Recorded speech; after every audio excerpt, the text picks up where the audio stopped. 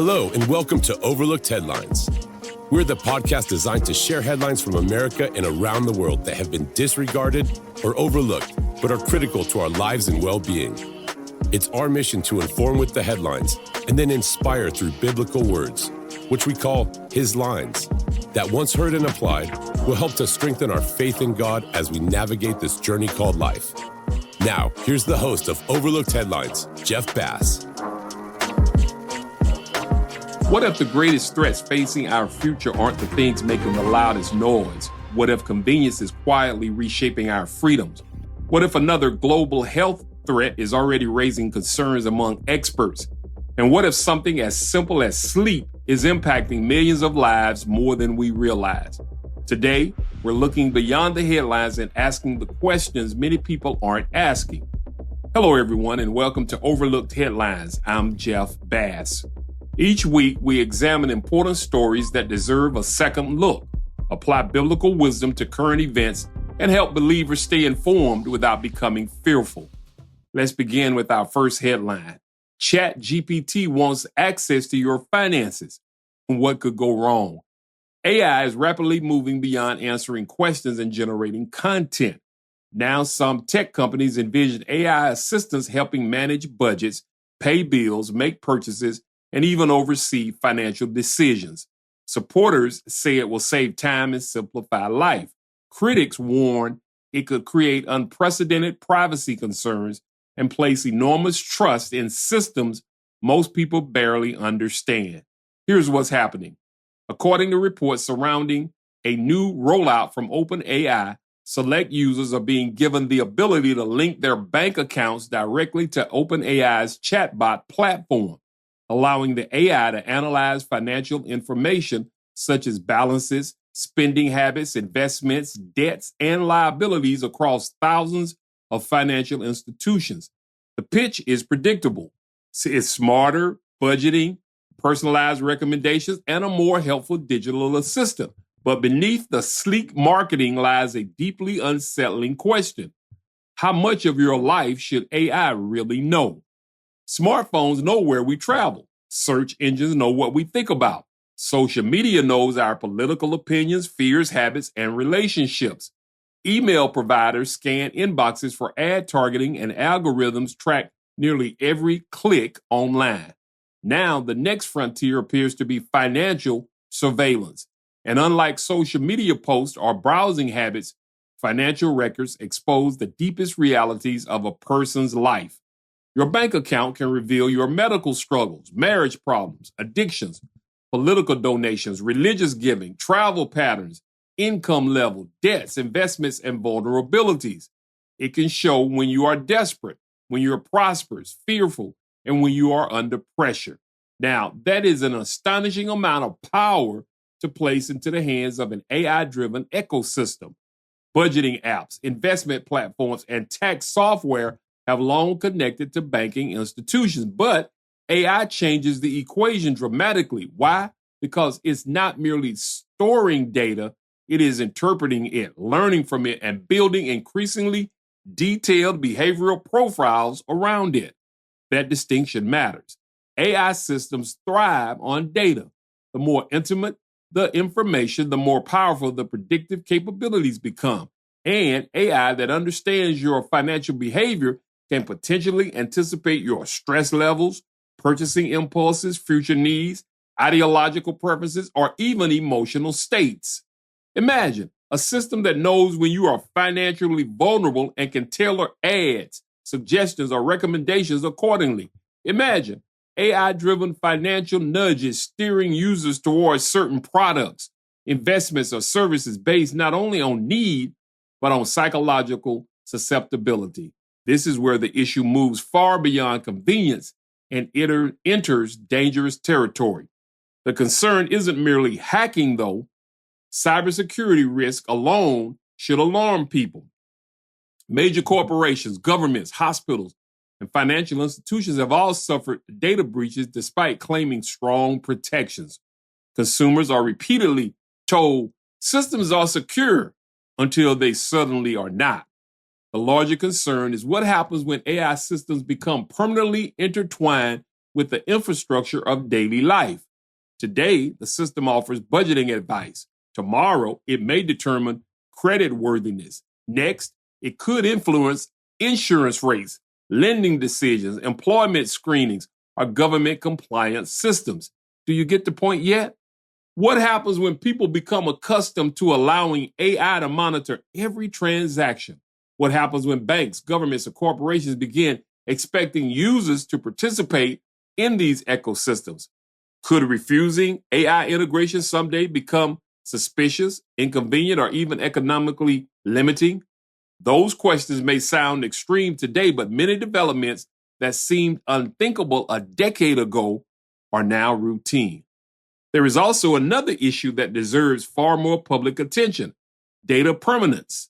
Even when companies promise info will not directly train AI models, the reality is that digital information rarely disappears completely. Data can be copied, retained, subpoenaed, leaked, sold, or repurposed years later under changing policies or corporate ownership structures. Consumers are essentially being asked to trust that future executives, future governments, future AI systems, and future cybersecurity environments will always handle this data responsibly.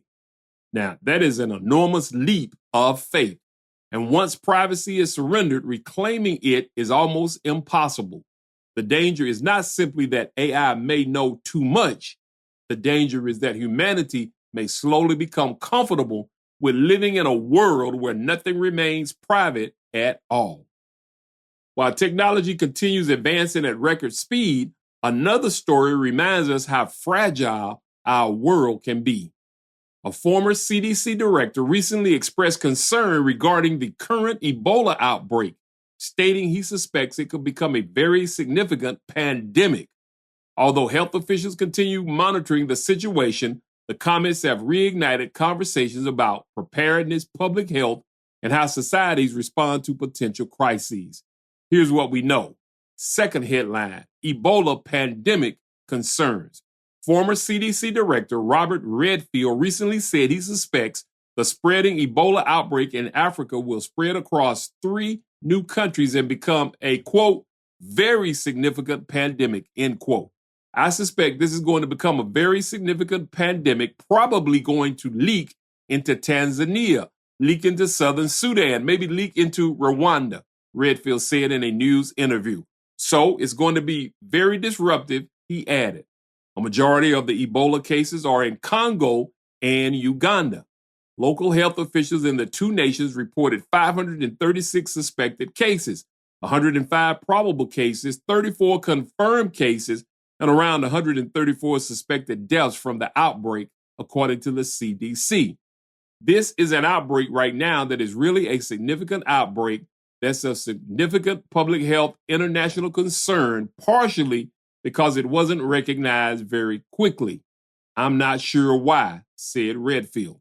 Normally, he said, when we have these Ebola outbreaks, and I had 3 of them when I was CDC director, he said, all of which were in the DRC. Normally, we recognize them when we have 5, 10 cases, he said, at most. This one really wasn't picked up until there was over 100 cases. The former CDC director added, now there's over 500 cases, close to 150 deaths already, and it's moving very rapidly. One American worker reportedly came in contact with the virus while working in Congo and was transported to Germany for treatment. On May 22nd, the State Department issued a travel advisory requiring that all U.S.-bound American citizens and lawful permanent residents who have been in Congo, Uganda, or South Sudan within 21 days of arrival in the U.S. go through enhanced public health screening carried out by the CDC and U.S. Customs and Border Protection.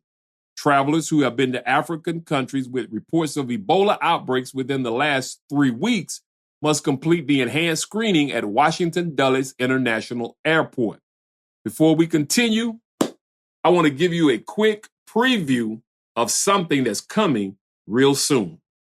We're preparing to launch the Founding 100 campaign, a special opportunity for the first 100 people who want to help strengthen and grow the Overlooked Headlines community. I'm not sharing the details or the link just yet, but they're coming soon. In the meantime, if you're enjoying these broadcasts, please like, share, and comment below. Tell me where you're watching from and what topics you like covered in future episodes. And don't forget to subscribe so you don't miss the official Founding 100 announcement. Stay where you are. I've got more overlooked headlines. Hey, if you're enjoying this episode, then we'll think you'll love connecting with us on our social media platforms as well, because we post frequent news bites, tips, and alerts to keep you informed and inspired. Now, let's get back to more overlooked headlines with Jeff Bass. Now, let's get to our final headline: sleep and heart disease risk. Not every important headline involves governments, technology, or global outbreaks. Sometimes the most significant warnings concern everyday habits that affect millions of people. New research suggests that midlife women experiencing poor sleep may face a dramatically increased risk of cardiovascular disease. The findings serve as another reminder that physical health and daily stewardship matter more than many people realize. Let's look at it. For decades, the medical establishment treated sleep as little more than a passive reset button for the brain, a few hours of downtime after a long day. But a landmark 22-year study tracking nearly 3,000 women challenges that outdated view with stark evidence. Chronic sleep deprivation, particularly in midlife women, can spike CVD, cardiovascular disease risk, by as much as 75%. Independent of depression, hot flashes, or weight. Chronic sleep deprivation is a persistent condition of insufficient sleep linked to serious health issues such as high blood pressure, weight gain, diabetes, and reduced immunity. It also impairs day-to-day functioning, causing daytime drowsiness, poor performance, memory problems, and cognitive decline. Driven by modern life's relentless pace and stress, it often becomes a self-reinforcing cycle that makes daily living increasingly difficult. Now, who is affected most? Well, women ages 42 to 52 at the start of the study, part of the study of women's health across the nation. When did this data emerge? Over 2 decades of rigorous observation, ending with a recent publication. You may ask, where was it conducted? Well, across multiple U.S. research sites following women through menopause and beyond. What happened? Well, researchers found that persistent insomnia combined with sleeping fewer than 5 hours nightly created a dangerous duo that ravaged heart health, even after controlling for other known risks. CVD claims more women's lives in America than all cancers combined, yet prevention conversation remains stubbornly fixated on diet, exercise, and cholesterol numbers. This new evidence forces a reckoning. Sleep must be elevated to the same priority level as nutrition and physical activity, not as a luxury, but as a biological necessity for a beating heart. The study published from the long-running SWAN project tracked sleep patterns in midlife women and then correlated those patterns with later CVD events. The results were unambiguous. Women who reported chronic insomnia symptoms faced a 71% higher likelihood of developing heart disease compared to those who slept soundly. Those who routinely slept fewer than 5 hours per night faced similar elevated dangers. Women suffering from persistent insomnia and short sleep duration simultaneously saw their CVD risk skyrocket to 75%. This was not a statistical fluke. The link held firm even after researchers adjusted for depression, hot flashes, snoring, and other confounding variables. For years, some doctors dismissed sleep complaints in midlife women as mere side effects of hormonal changes or emotional stress. This study demolishes that dismissal. The data show that sleep disturbances themselves, not just the conditions that accompany them, are independently damaging cardiovascular health. Think of it this way. A woman in her late 40s who lies awake for hours every night, then drags through her days on 4 or 5 hours of restless sleep, is not just tired, she is actively stressing her heart in ways that exercise alone can't reverse.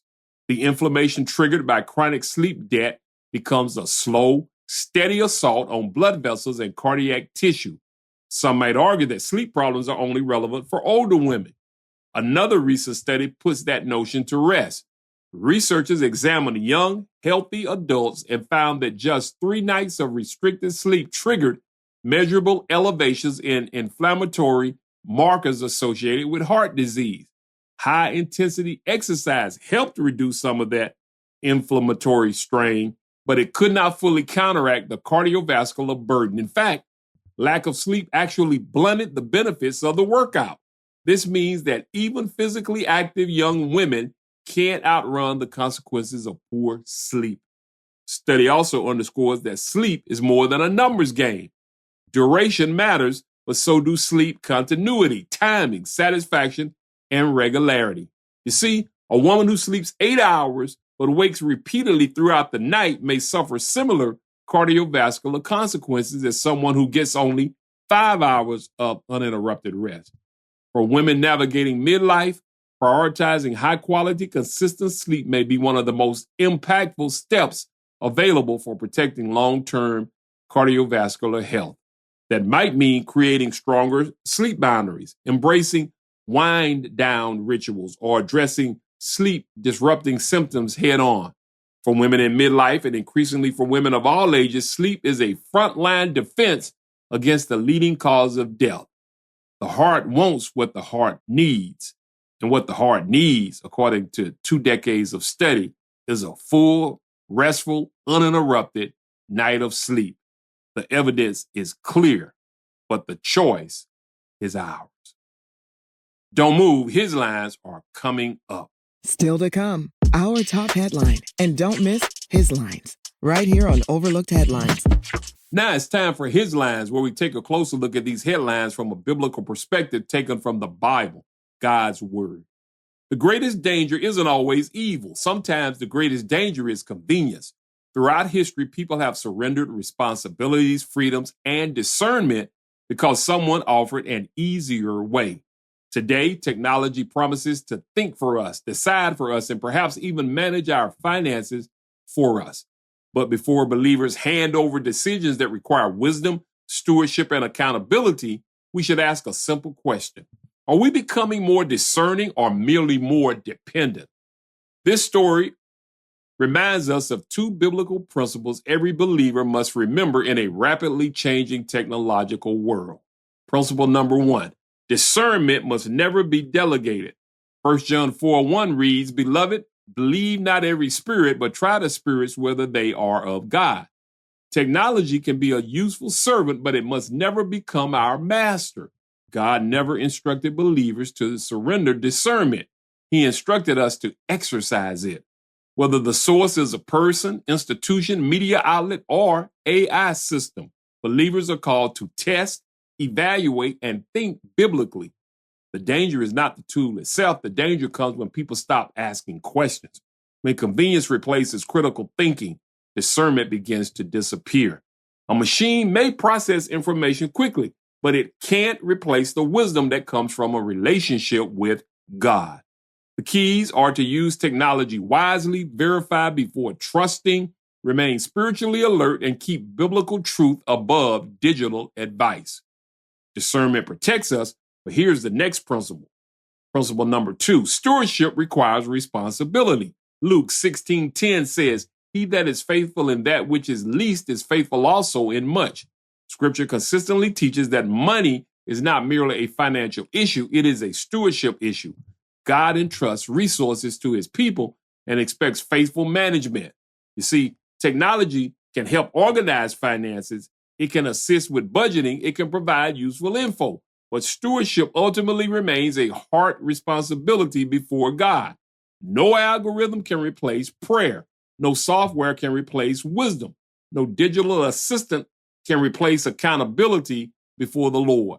Believers should welcome useful tools while remembering that God has called us to be faithful stewards, not passive spectators of our own lives. So, to apply this to our lives, let's review one area of our lives where convenience may have replaced intentional stewardship. Also, ask God for wisdom to become more faithful and engaged in that area. In summation, Technology, which we talked about in our headlines, will continue advancing. Headlines will continue changing. New systems will emerge, new promises made, but the believer's foundation remains the same. We don't place our trust in machines. We don't place our confidence in systems. We do not place our hope in technology. You see, our trust is in the Lord. And when Christ is our guide, discernment remains sharp, stewardship remains faithful, and wisdom remains secure. That's his lines. For Overlooked Headlines, I'm Jeff Bass, reminding you to stay informed, stay aware, and as always, stay overlooked. Thanks for joining us. We hope you've been informed and inspired. Like us, tell a friend, and connect with us via Facebook, YouTube, or email us at neveroverlooked@gmail.com. That's neveroverlooked@gmail.com. Check us out next time on Overlooked Headlines with Jeff Bass.